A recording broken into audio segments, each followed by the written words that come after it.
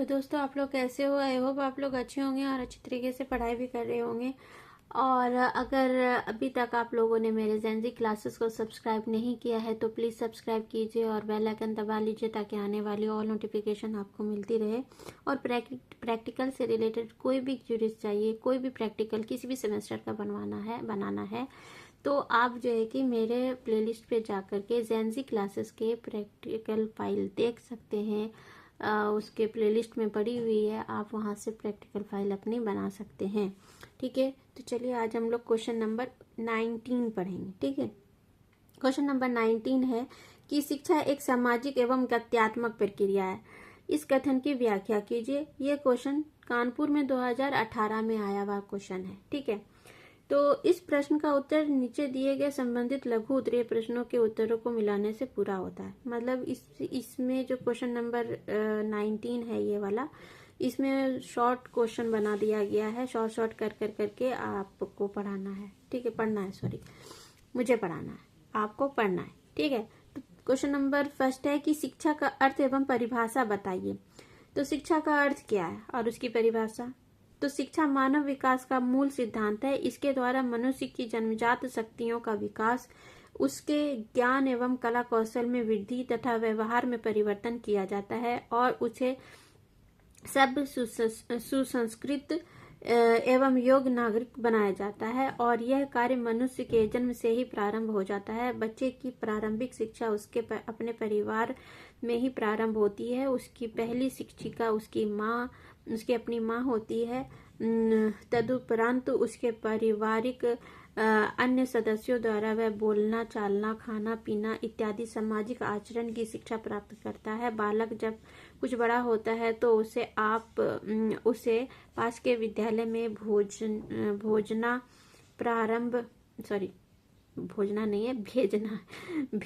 प्रारंभ किया जाता है। विद्यालय में बालकों को शिक्षा बड़ी ही सुनियोजित ढंग से दी जाती है। सीखने सिखाने का यह क्रम बालक के विद्यालय छोड़ने के उपरांत भी चलता रहता है। ठीक है, और अपने वास्तविक अर्थ में किसी समाज में सदैव चलने वाली तो अपने वास्तविक अर्थ में किसी समाज में सदैव चलने वाली सीखने सिखाने की यह सब प्रयोजन प्रक्रिया ही शिक्षा है। देखो, शिक्षा अगर पूछे कि शिक्षा क्या है, शिक्षा का अर्थ स्पष्ट कीजिए और इसकी परिभाषा दीजिए। तो खैर, शिक्षा का सबसे पहले क्या है कि अर्थ, मतलब शिक्षा किसको कहते हैं, क्या है शिक्षा। तो शिक्षा वह है जो मानव का विकास करती है। ठीक है, उसकी जन्मजात शक्तियों का विकास करती, उसके अंदर उसकी रुचि, क्षमता और योग्यता का विकास करती है, उसके व्यक्तित्व का विकास करती है, उसके कला और कौशल का, उसके ज्ञान का विकास करती है। उसमें उसके व्यवहार में परिवर्तन आता है। जब कोई पढ़ लिख जाता है तो उसके बोलने, चालने, उठने, बैठने, पहनने ओढ़ने, हर एक चीज का स्टाइल जो है वो चेंज हो जाता है। उसके कला कौशल की वृद्धि होती है। उसको अपने जो है कि संस्कृतियों का ज्ञान होता है। उसको अपने नागरिकता का ज्ञान होता है। उसको अपने मौलिक कर्तव्यों की पहचान आ जाती है। तो ये सारी चीजें होती है। और ये चीज प्रारंभ कहाँ से होती है, जब एक छोटा बच्चा जब नवजात शिशु होता है, वो जब थोड़ा जानने और समझने लगता है तो घर से ही, सबसे पहले तो घर से ही उसको इन सब चीजों की शिक्षा दी जाती है। शिक्षा वहीं से शुरू हो जाती है। जब छोटे बच्चों को जो है कि, और ये देने वाली कौन होती है, सबसे पहले उसकी माँ ही उसकी सबसे पहली शिक्षिका होती है। वही बताती है अल्फाबेट ABCD आ, उसके बाद फिर कलर्स, उसके बाद वेजिटेबल्स, उसके बाद फ्रूट्स। ये सारी चीजों के ज्ञान घर से ही बच्चों को मिल जाती है। फिर जो है कि उसके जो है कि आचरण के बारे में नमस्ते और प्रणाम और ये वो सारी चीजें, वो जो है कि पैर छू के प्रणाम करो, दूसरों से जाकर के मिलो तो किस तरह से मिलना है, किस तरह से बात करना है, बड़ों की इज्जत किस तरह से करनी है ना, समाज के लोग से किस तरह से बात करना है। और अच्छे बुरे का जो नॉलेज होता है वो भी बच्चे को किससे मिलता है, घर परिवार से मिलता है ना। तो ये सारी चीजों की सी जो शिक्षा है वो इन बच्चों को घर में प्राप्त हो जाती है। फिर जब वो स्कूल आता है, स्कूल आने के बाद जब एडमिशन ले करके जब वो धीरे धीरे हर क्लास में आता रहता है, तो उसको इन सब चीजों के साथ साथ किताबी नॉलेज भी मिलती है। मतलब उसके आचरण, उसके शिष्टाचार, उसके व्यक्तित्व, उसकी संस्कृति, उसके जो है कि व्यवहार, उसकी कला कौशल, उसकी रुचि क्षमता और योग्यता के अनुसार वो अपने अपने जो है कि शिक्षा को आगे बढ़ाता है और इसी तरह से उसको हर तरह की शिक्षा प्राप्त हो जाती है। तो शिक्षा का मेन अर्थ तो यही है कि जो जब इंसान अपने अंदर इन सब चीजों को अपने अंदर शिक्षा के रूप में ग्रहण कर लेता है और उससे उसका विकास होता है, उसके व्यवहार का, उसमें हर तरह के गुण विकसित हो जाते हैं, तो यही शिक्षा है। ठीक है। उसके बाद फिर विद्यालय में बालकों को शिक्षा बड़ी ही सुनियोजित ढंग से दी जाती है। उसके बाद फिर बच्चों को टाइम टेबल की सही ज्ञान हो जाते हैं कि मतलब इस टाइम में मुझे स्कूल पहुंचना है, इस टाइम स्कूल बंद हो जाता है, इस टाइम से ये क्लास शुरू होगा, ये क्लास शुरू होगा। ये सब शारीरिक विकास, मानसिक विकास, हर चीज, बौद्धिक विकास, सब कुछ जो है कि स्कूल में प्राप्त होता है। फिर घर और परिवार, घर और समाज और स्कूल, ये सारी चीजें मिल करके हमें इतना ज्यादा जो है कि शिक्षित करती है कि हम अपने आप को शिक्षित उन सब चीजों के वजह से शिक्षित हो जाते हैं और अपने व्यवहार में अपने अंदर परिवर्तन लाते हैं। ठीक है। तो यही है। और ये क्रिया जो है कि हमेशा सुनियोजित ढंग से चली आ रही है। हर बच्चे को पैदा होता है और उसको इसी तरीके से शिक्षा दी जाती है, फिर स्कूल, फिर कॉलेज, फिर जैसे जैसे बढ़ना शुरू होता है। मतलब कि शिक्षा का जो पाने का जो साधन है, ये सारी चीजें साधन ही है। तो ये कभी खत्म नहीं होती है। जब ये बड़े हो जाते, जब तक कि इंसान मतलब कि जन्म से लेकर करके मृत्यु तक, जब तक कि जिंदा रहता है, तब तक कि उसको कुछ ना कुछ सीखने के लिए मिलता ही है। और जो भी कुछ इंसान सीखता है वो शिक्षा है। ठीक है। उसके बाद इसकी परिभाषा देने वाले लोग जो हैं इसको किस तरह से परिभाषित करा है, तो आध्यात्मिक दार्शनिक जगत गुरु शंकराचार्य के अनुसार सविद्या या विमुक्त है। मतलब इसका मतलब क्या है कि शिक्षा वह है जो मुक्ति दिलाए। यह विस्तृत व्याख्या का विषय है। शिक्षा वह है जो हमको सही ज्ञान दे, सही राह दिखाए और मुक्ति दिलाए। ठीक है। झूठ नहीं बोलने के लिए कहता है शिक्षा। जो इंसान सही शिक्षित है वो कभी भी झूठ नहीं बोलेगा, गलत काम नहीं करेगा, दूसरों के साथ गलत व्यवहार नहीं करेगा, है ना। हमेशा अच्छे काम करेगा और सबका सहयोग करेगा, सबका साथ देगा, हमेशा सबको एक समझेगा, कभी किसी का ऊंच नीच जात पात का जो भेदभाव है वो नहीं करेगा, जो शिक्षित इंसान है। और जो शिक्षित इंसान नहीं है वही जात पात और ऊंच नीच का और झूठ और इन सब चीजों को करता है और गलत चीजें समाज में फैलाता है। ठीक है। तो ये सारी चीजें हैं और सीखने को ही शिक्षा कहते हैं, जो कि हमेशा चलती रहती है। ठीक है। और भारतीय मनीषी स्वामी विवेकानंद के अनुसार मनुष्य की अंतर्निहित पूर्णता को अभिव्यक्त करना ही शिक्षा है। अंतर्निहित शक्ति मतलब जो इसकी रुचि, क्षमता और योग्यता है। जब कोई व्यक्ति अपने अंदर की जो भी उसके अंदर का ज्ञान है, जो भी उसके अंदर की रुचि है, योग्यता है, क्षमता है, जो भी उसके इंटरेस्ट है, उसको अगर वो बढ़ा लेता है, उसको उसके ऊपर शिक्षा पा लेता है, तो उससे उसका जो है कि ज्ञान उसको प्राप्त हो जाता है, उसको वो अपने अंदर का विकास कर लेता है। ठीक है।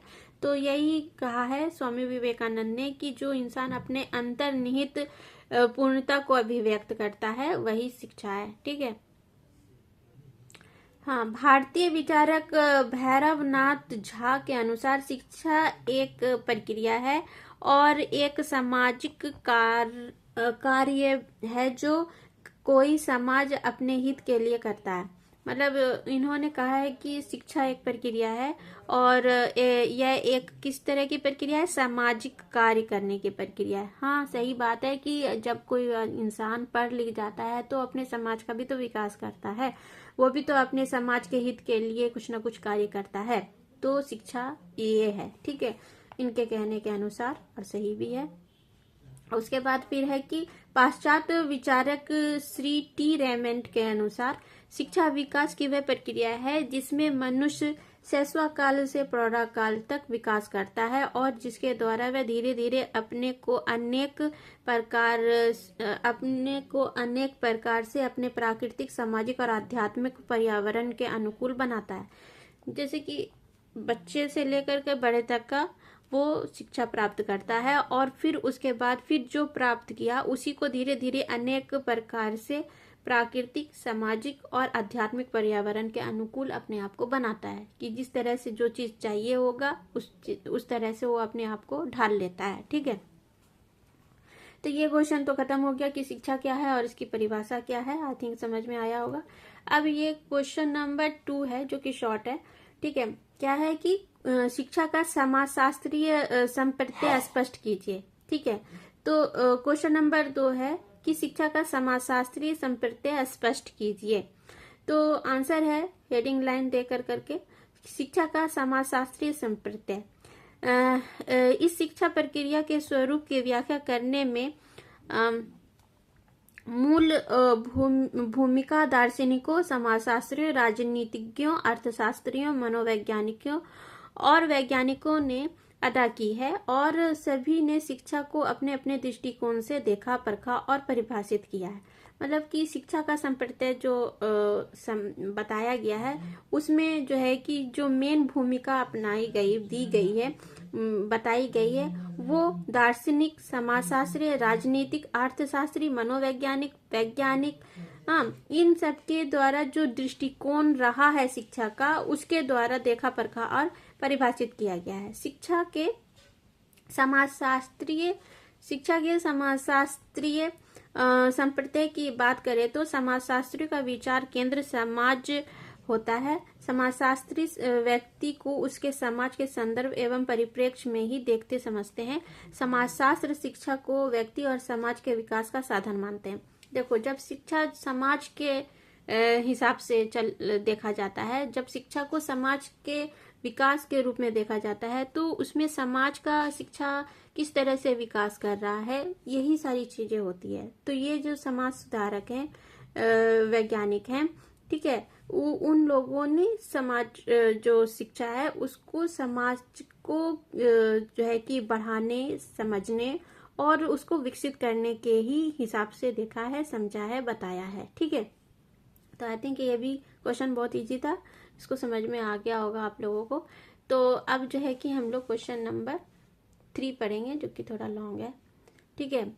तो मैं आज इसलिए ये तीनों क्वेश्चन पढ़ ले रही हूँ क्योंकि ये एक क्वेश्चन के अंदर ये 3 क्वेश्चन है और आपको आराम से समझ में आ जाएगा, ठीक है।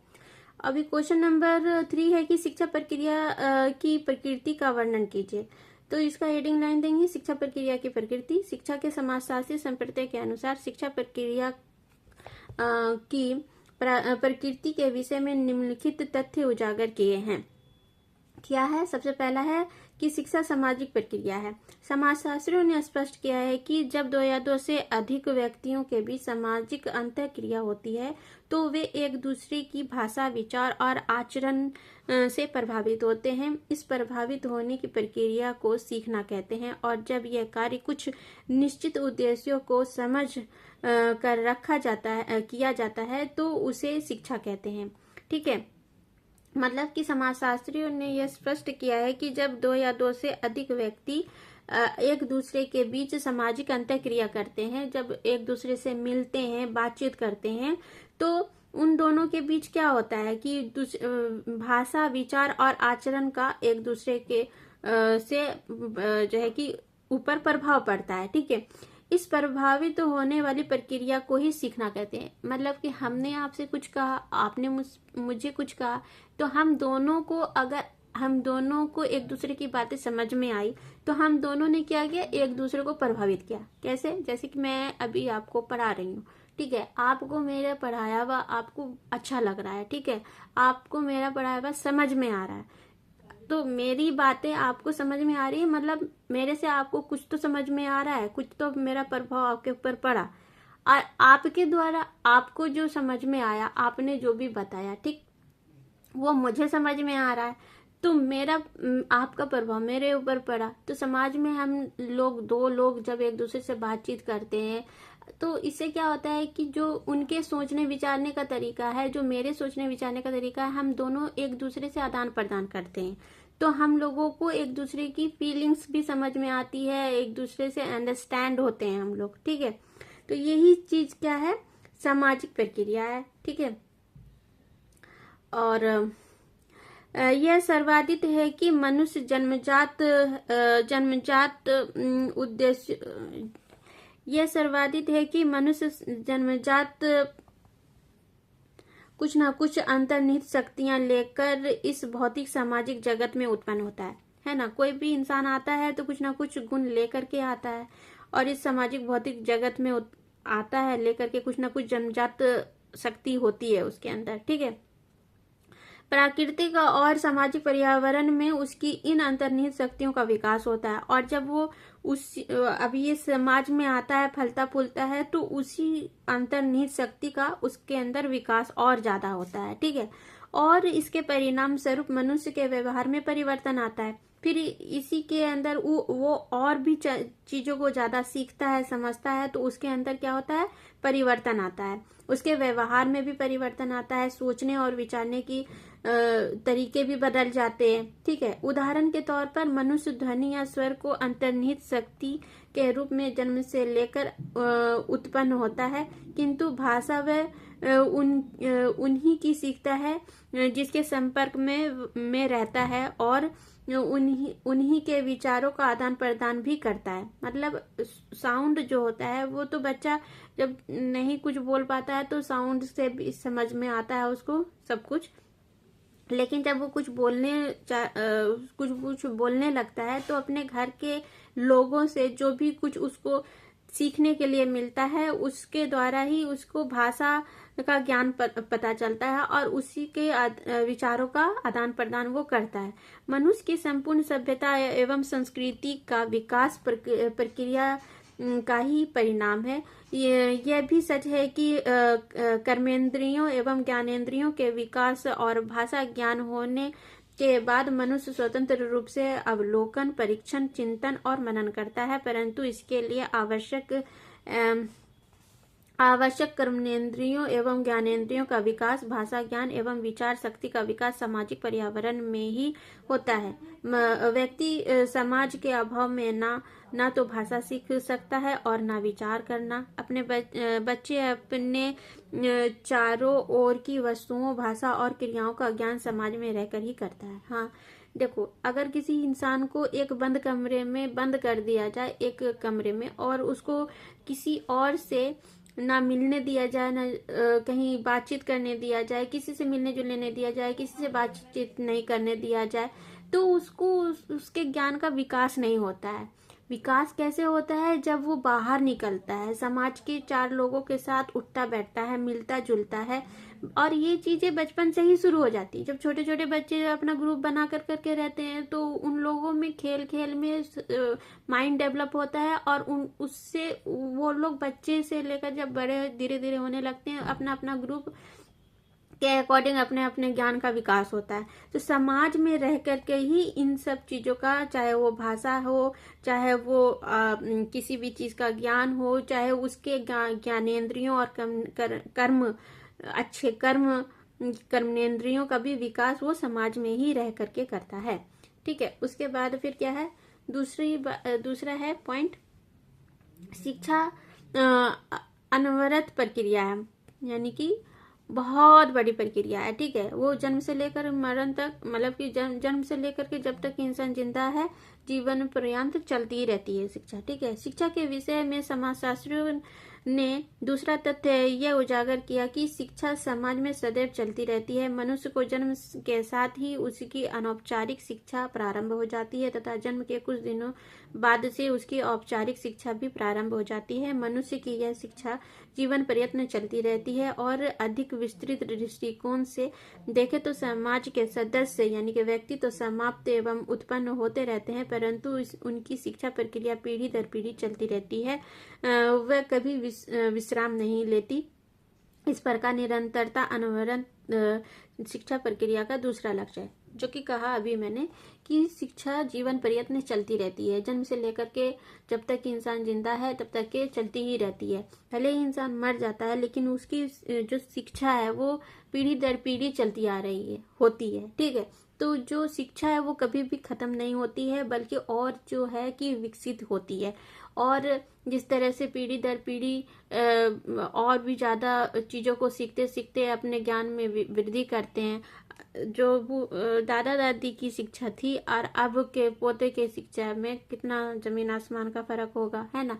क्योंकि टेक्नोलॉजी भी बढ़ रही है, साइंस डेवलप कर रहा है, तो इस हिसाब से पीढ़ी दर पीढ़ी शिक्षा का क्या हो रहा है, विकास हो रहा है। ठीक है, तो ये अनवरत चलने वाली प्रक्रिया है, मतलब कि जन्म से लेकर करके जब तक ये जीवन है तब तक ये चलती रहती है। इंसान किसी न किसी, देखो पढ़ाई, जब बच्चा पैदा होता है तो वहां पर जो है कि उसको औपचारिक शिक्षा, अनौपचारिक शिक्षा शुरू हो जाती है, और उसके बाद जब स्कूल आता है तब फिर उसको उसकी औपचारिक शिक्षा प्रारंभ हो जाती है। इसी तरह उसकी शिक्षा जब खत्म स्कूल कॉलेज की सारी जगह की हो जाती है, तब भी उसकी जो शिक्षा है वो जो है कि चलती ही रहती है। और जब तक कि वो जिंदा रहता है, जब तक कि वो सीखता है, तब तक कि उसकी सीखने की जो प्रक्रिया है, जो प्रोसेस है, वो चलती रहती है। हर कोई बूढ़े होने के बाद भी किसी को इंग्लिश सीखने का शौक हो जाता है, किसी को क्रिएटिविटी में शौक आ जाता है ना। तो ये सारी चीजें सीखने का काम है और यही चीज शिक्षा है। ठीक है, उसके बाद शिक्षा द्विध्रुवीय प्रक्रिया है। शिक्षा दो ध्रुवीय प्रक्रिया है। दो ध्रुवीय बोलो या द्विध्रुवीय, एक ही है। समाजशास्त्रियों के अनुसार शिक्षा की प्रक्रिया में एक पक्ष शिक्षा प्रभावित करता है और दूसरा पक्ष शिक्षार्थी प्रभावित होता है। दूसरा पक्ष शिक्षार्थी है। ठीक है, इससे स्पष्ट होता है कि शिक्षा के दो पक्ष या ध्रुव होते हैं जिसके बीच शिक्षा की प्रक्रिया चलती रहती है। अमेरिकी शिक्षा शास्त्री जॉन डेवी ने शिक्षा को दो रूपों में विभाजित किया है, एक मनोवैज्ञानिक और दूसरा सामाजिक। सामाजिक मनोवैज्ञानिक से तात्पर्य सीखने वाले की रुचि, रुझान और शक्ति से है, और सामाजिक से तात्पर्य उसके सामाजिक पर्यावरण से है। शिक्षा की प्रक्रिया को प्राकृतिक पर्यावरण तथा पाठ्यक्रम भी प्रभावित करता है। मतलब कि शिक्षा जो है कि द्विध्रुवीय प्रक्रिया है। एक ध्रुव उसका शिक्षा हुआ, दूसरा ध्रुव उसका शिक्षार्थी हुआ। जॉन डीवी का कहना है कि ये जो शिक्षा और शिक्षार्थी है, ये दोनों चीज बहुत इम्पोर्टेंट है शिक्षा के लिए, और इन्हीं के द्वारा जो है कि शिक्षा को दो रूपों में विभाजित किया गया है, एक मनोवैज्ञानिक और दूसरा समाजशास्त्रीय। जॉन डीवी के अनुसार जो है कि दो रूप है शिक्षा का, जिसमें कि एक मनोवैज्ञानिक और दूसरा सामाजिक है। मनोवैज्ञानिक से तात्पर्य सीखने वाले की रुचि है, की रुझान है और शक्ति है, और समाजशास्त्र से तात्पर्य उसके सामाजिक परिवर्तन है। ठीक है, शिक्षा की प्रक्रिया को प्राकृतिक पर्यावरण तथा पाठ्यक्रम भी प्रभावित करते हैं। ठीक है, मतलब शिक्षा को इस मनोवैज्ञानिक रूप में भी देखा जाता है, समाजशास्त्रीय रूप में भी देखा जाता है। क्योंकि मनोवैज्ञानिक रूप से देखेंगे, ठीक है, उसके बाद फिर है कि शिक्षा विकास की प्रक्रिया है। 4 नंबर पॉइंट है कि मनुष्य का जन्मजात व्यवहार पशुक्त होता है। शिक्षा के द्वारा उसके इस व्यवहार में परिवर्तन एवं परिमार्जन किया जाता है, और अधिक विस्तृत दृष्टिकोण से देखें तो मनुष्य अपने अनुभवों को भाषा के माध्यम से सुरक्षित रखता है और उनको आने वाली पीढ़ी के हाथों सौंप देता है। आने वाली पीढ़ी इस ज्ञान के आधार पर और आगे बढ़ती है और इसमें अपने अनुभव और विचार जोड़ती रहती है। इस प्रकार समाज की सभ्यता एवं संस्कृति का विकास होता है। शिक्षा के अभाव में यह सब संभव नहीं है। स्पष्ट है कि शिक्षा विकास की प्रक्रिया है। शिक्षा विकास की प्रक्रिया है मतलब पीढ़ी दर पीढ़ी चलने वाली प्रक्रिया है कि एक पीढ़ी जब कुछ शिक्षा ग्रहण करती है तो वो अपनी दूसरी पीढ़ी को वो सारी चीजें देती है। मतलब कि जब बच्चा पैदा होता है तो उसको पता तो कुछ होता नहीं है, कुछ भी नहीं जानता वो, है ना, बोलना तक नहीं जानता है, लेकिन उसको वो बोलने, चालने, सीखने, समझने, हर एक चीज को जानने का जो नॉलेज है, जो ज्ञान है, जो शिक्षा है, वो कहाँ से मिलता है? अपने घर परिवार से मिलता है, अपनी पीढ़ी से मिलता है, और फिर वही ट्रांसफर वो करता है अपने दूसरे पीढ़ी को, और वही पीढ़ी उस चीज को और बढ़ा कर करके अपने दूसरी पीढ़ी को ट्रांसफर करता है। इसी तरह पीढ़ी दर पीढ़ी जो है कि शिक्षा बढ़ती रहती है, और इसी में जो भी पीढ़ी आती है वो अपने विचारों को लेकर करके, अपने सिद्धांतों को लेकर के आगे बढ़ती है उन सब चीजों को, ठीक है, ना कि वही चीज को लेके उसमें कुछ नया डाल कर करके आगे बढ़ाती है और विकसित करती है, और शिक्षा का विकास होता है, ठीक है। अब है 5 नंबर की शिक्षा गत्यात्मक प्रक्रिया है। गत्यात्मक भी वही है कि जन्म से लेकर करके जब तक के इंसान जिंदा है तब तक ये वो चलती ही रहती है। शिक्षा के द्वारा मनुष्य अपनी सभ्यता एवं संस्कृति में निरंतर विकास करता है। इस प्रक्रिया के लिए उसकी एक पीढ़ी अपने ज्ञान एवं कला कौशल आदि को दूसरी पीढ़ी को हस्तांतरित करती है। इस हस्तांतरण के लिए प्रत्येक समाज विद्यालयी शिक्षा का नियोजन करता है। इसलिए समय विशेष की विद्यालयी शिक्षा के उद्देश्य, पाठ्यचर्या और शिक्षण विधियां सभी निश्चित होते हैं, परंतु जैसे जैसे समाज में परिवर्तन होते हैं वैसे वैसे शिक्षा उन परिवर्तनों को स्वीकार करती हुई आगे बढ़ती है। इस प्रकार उसके उद्देश्य, पाठ्यचर्या और शिक्षण विधियों आदि में आवश्यकता अनुसार परिवर्तन होता रहता है। यही उसकी गतिशीलता होती है।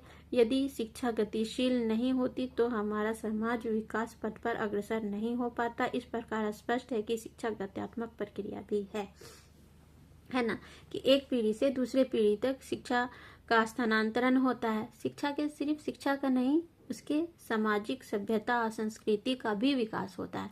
हम अपनी पीढ़ी को जो सभ्यता संस्कृति देते हैं, जो भी शिक्षा देते हैं, वो अपनी दूसरी पीढ़ी को देगा, और फिर वो उसमें और ज्यादा विकास कर करके, ठीक है, वो अपने दूसरी पीढ़ी को देगा, ठीक है। इस तरह से शिक्षा का समाज में विकास होता रहता है। और जो विद्यालय शिक्षा के उद्देश्य हैं, पाठ्यचर्या है, शिक्षण विधियां हैं, ये भी चेंज होती रहती हैं। जो पहले पढ़ाया हुआ है, ठीक है, उसमें और अब में कितना अंतर है। पहले के सिलेबस कुछ और थे, अब के सिलेबस में बहुत सारा चेंजिंग आ गया है, लेकिन पढ़ाना और पढ़ना हम लोगों ने वही चीजें की है, लेकिन नए तरीके से, नए रूप से, ठीक है।